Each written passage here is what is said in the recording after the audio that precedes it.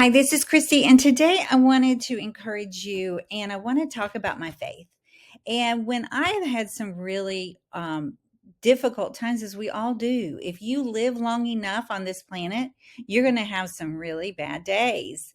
And what I chose to do was to just immerse myself in scripture. And whenever these negative thoughts would come into my head, like you're worthless. Why don't you give up? All the negative thoughts that we sometimes hear, I would go into my Bible. And one of the verses that really helped me to stay on an even keel was this one, Deuteronomy 31, 6 through 8.